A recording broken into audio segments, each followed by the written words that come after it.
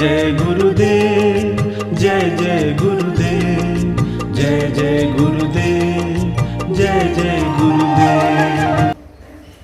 श्रीमद् करुणा सागर महाराज की जय। श्री कलिवल धाम की जय। श्री अविचल दास जी महाराज की जय।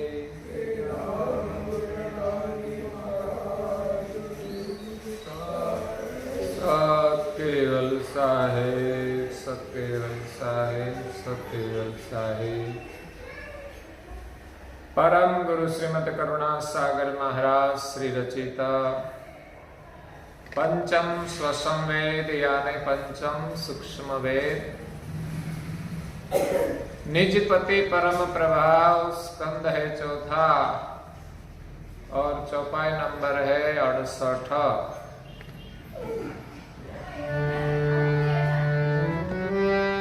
सुचित करमयते परम पवितो वर्ते जुगत विगत सहितो अंतरजत मत कीर्ति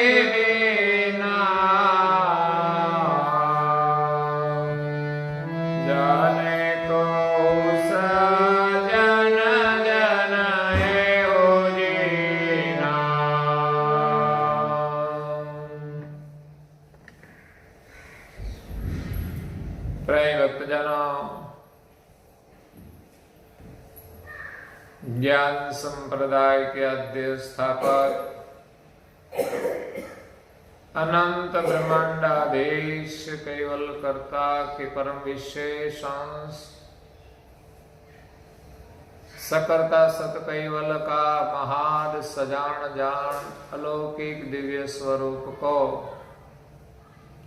अनेक न्यायों से प्रत्यक्ष प्रमाण से स्व अनुभव से प्रतिपादन करने वाले अनंत अंशों के तारणहार कैवल धर्म धुरंधर महान समर्थ परम श्रेष्ठ परम विभूतिवान परम दयालु परम कृपा निधि नव बुद्धि के सागर सर्वज्ञ दिव्य परम गुरु श्रीमद् करुणा सागर जी महाराज विश्व भर के मनुष्य तनुधारी चैतन्य जीवात्माओं को यथार्थ ज्ञान का उपदेश देते हुए स्वरचित पंचम स्वसंवेद ग्रंथ के चौथे स्कंद की 68वीं चौपाई में सूचित धर्म का उपदेश देते हुए अपनी अलौकिक अमृतमय वाणी में कहते हैं कि सुचित धर्म अति परम पवित्र संसार में रहकर जल कमलवत जो हरि का सुमिरन करते हैं वो सुचित क्रियाएं अति पवित्रता से करते हैं। इसमें सहज भी चूक नहीं आने देते।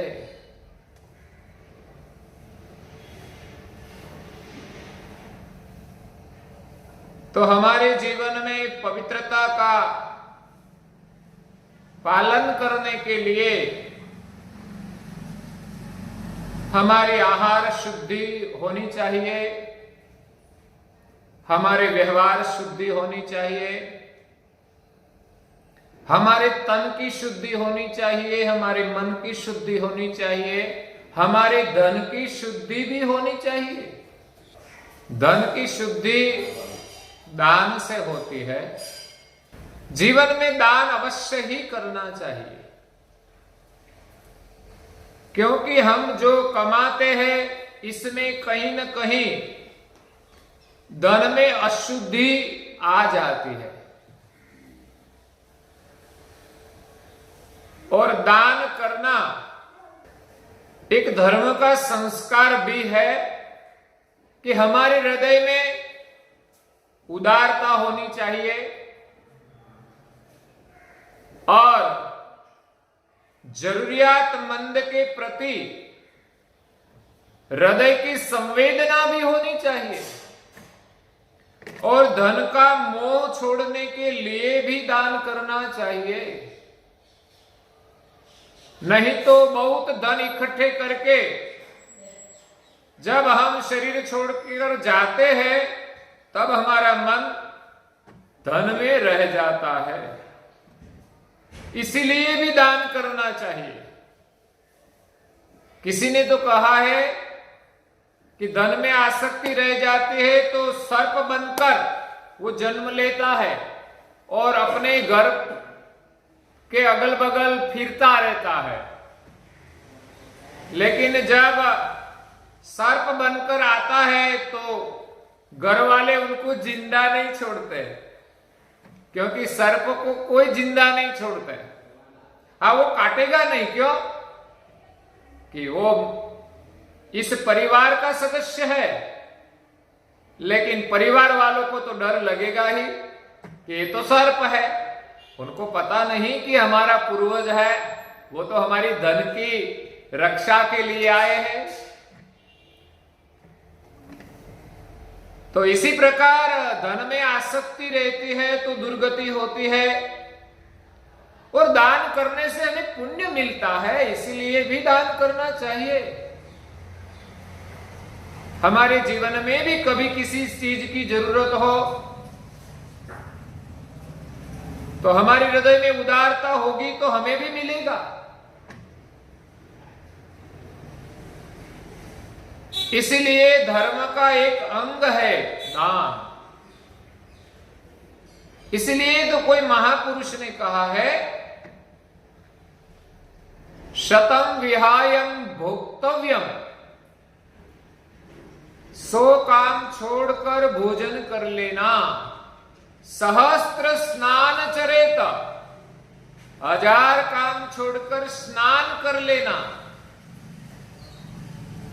इसमें भोजन से पहले स्नान करना चाहिए, क्योंकि 1000 काम में भोजन भी आ जाता है कि भोजन बाद में करो, पहले स्नान करो, स्नान करके भोजन करो। ये पवित्रता है, ये शुद्धि है।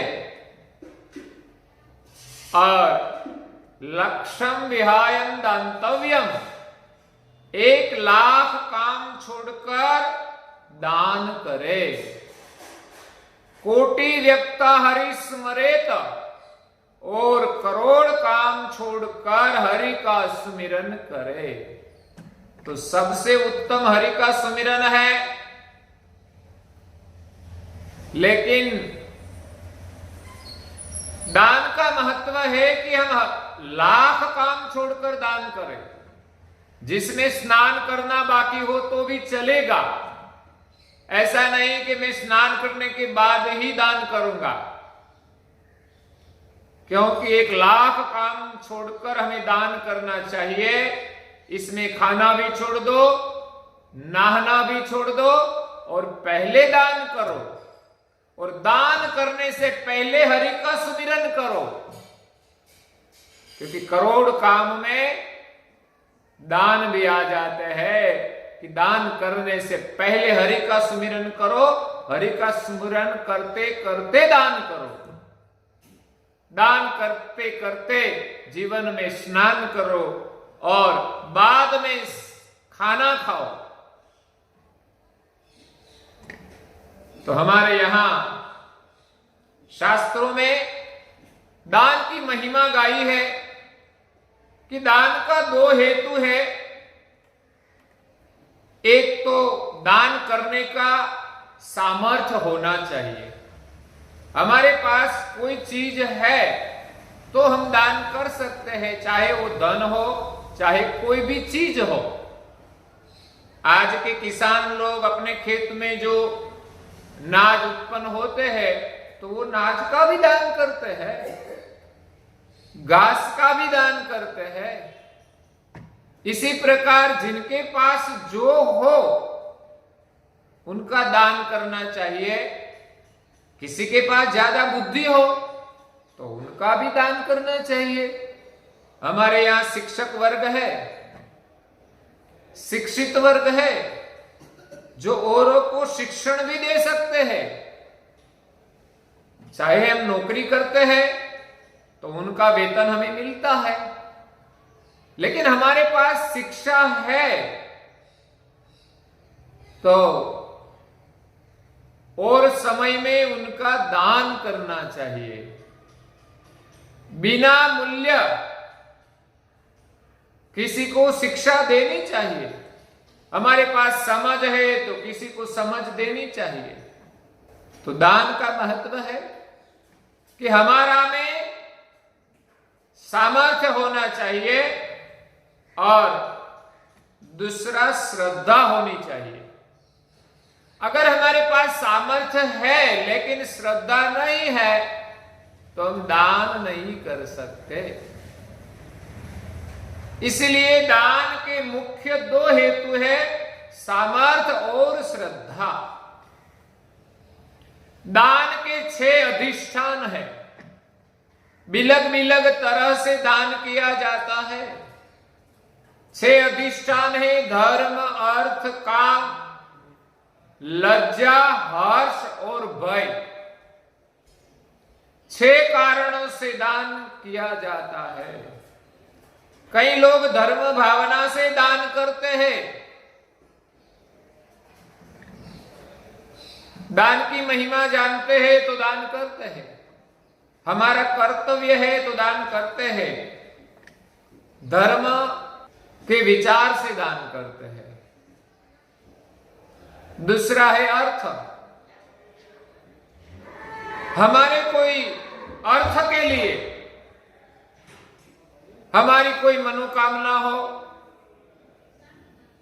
तो अर्थ के लिए हम दान करते हैं। मतलब स्वर्ग प्राप्ति के लिए दान करते हैं कि हम अधिकाधिक पुण्य करें तो हमें स्वर्ग मिलता है, क्योंकि दान करते हैं तो उनका बदले में भौतिक सुख मिलता है, स्वर्ग का सुख मिलता है।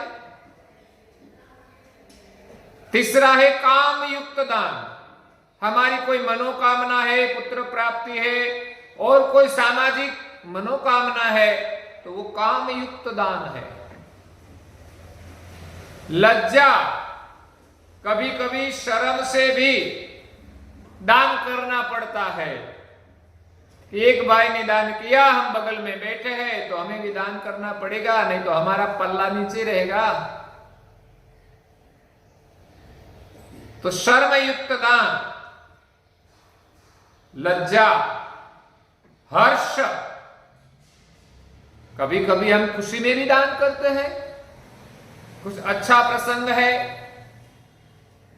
और वहां दान की महिमा हो रही है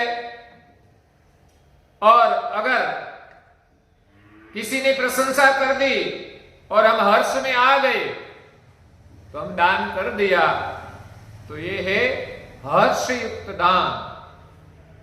कभी कभी दान में भय भी होता है, भय से भी दान किया जाता है कि कुछ काम हो रहा है, हम दान नहीं करेंगे तो शायद वो हमारे यहां इनकम टैक्स के दरोड़े कराएंगे, अगर और कुछ तरह से हमें परेशान करेंगे, तो ये है भय युक्त दान। दान के 6 अधिष्ठान है, धर्म, अर्थ, काम, लज्जा, हर्ष और भय। दान के 2 अंग है, एक दान करने वाला और एक दान लेने वाला है। दान के 2 फल है, एक इहलोक, दूसरा परलोक। दान का फल हमें इस लोक में मिलता है। अगर उत्तम दान हो, ज्यादा दान हो, तो हमें परलोक की भी प्राप्ति हो सकती है।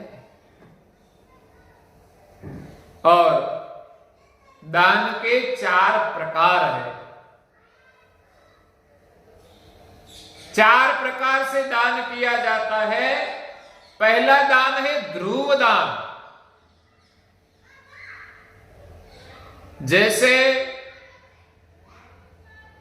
कोई कुआं गाड़ना है तो वो स्थिर है अपनी जगह पर, इसलिए वो ध्रुव दान कहा जाता है। कोई अस्पताल बनानी हो, कोई गौशाला बनानी हो, कोई धर्मशाला बनानी हो, कोई तालाब बनाना हो, ये सब ध्रुव दान है। जो स्थिर चीज है उनके लिए हम दान करते हैं, उनको ध्रुव दान कहते हैं। दूसरा है त्रिक दान। त्रिक दान मतलब हर दिन दान करना। हमारा नियम है कि इतना हर दिन दान करना।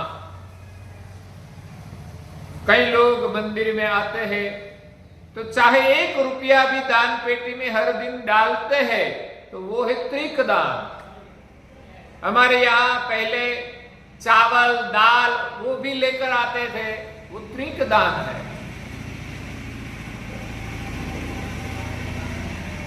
कई राजाओं का भी नियम था कि इतना दान करने के बाद ही सब कुछ काम करते थे। और तीसरा है नैमित्तिक दान। नैमित्तिक मतलब कोई निमित्त हो तो दान करना।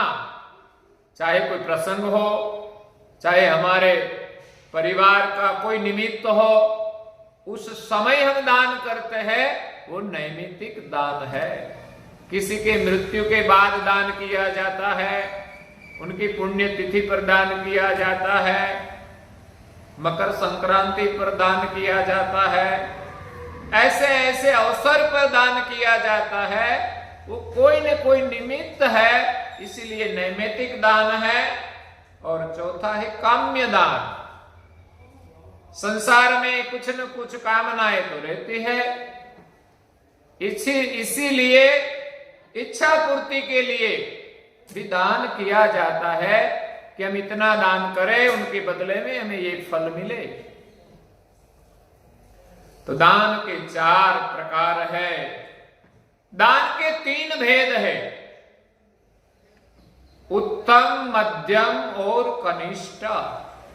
कई प्रकार के दान उत्तम है, कई प्रकार के दान मध्यम है और कई प्रकार के दान कनिष्ठ भी है।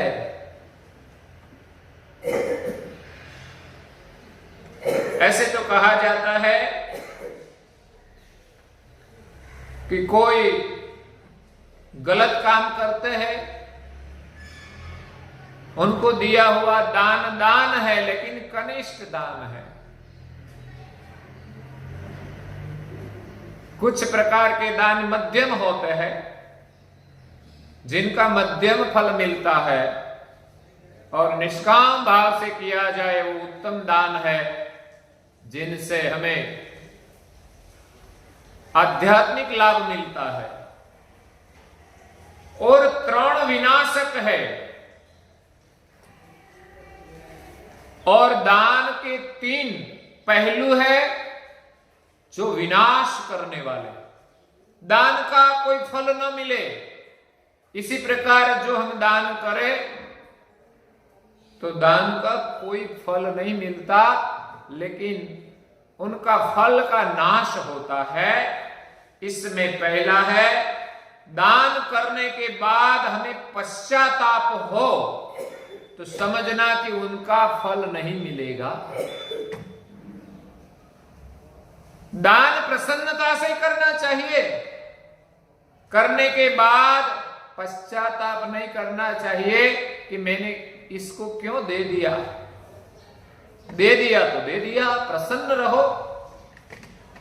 दूसरा है, कुपात्र को दान दिया तो भी उनका फल नहीं मिलेगा।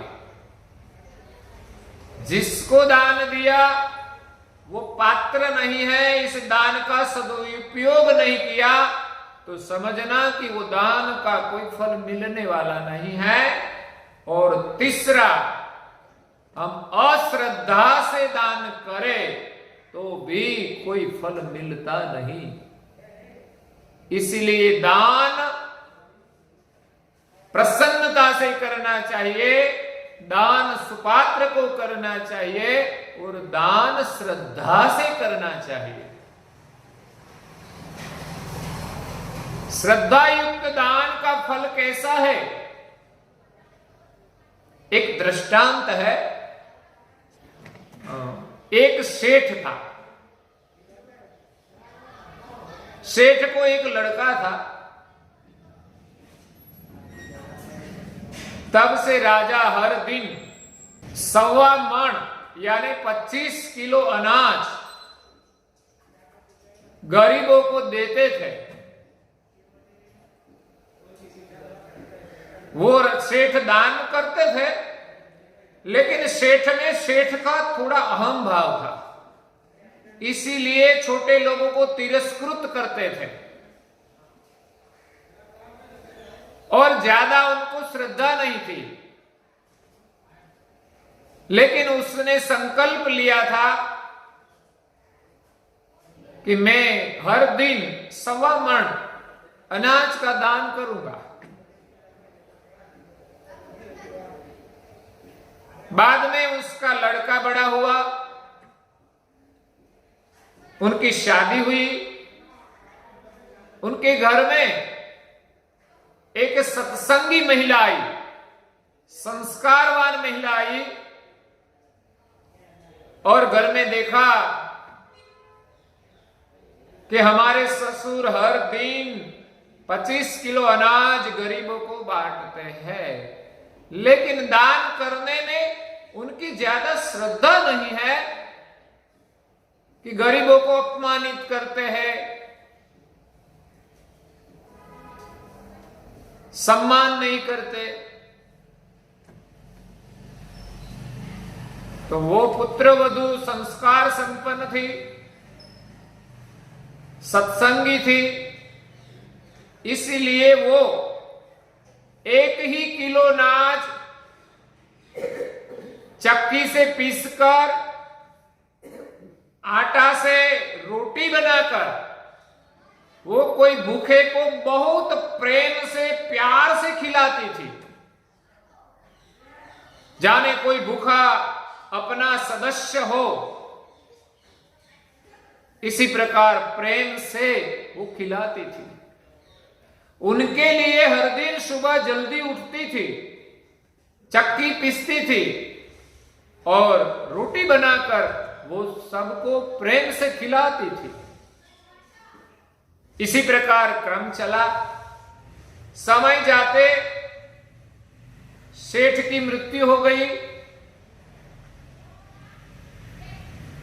और थोड़े दिन के बाद सेठ की पुत्र वधू की भी मृत्यु हो गई। दोनों का जन्म एक राजा के यहां हुआ। सेठ जी राजा के गज बने। क्या बने? गज बने।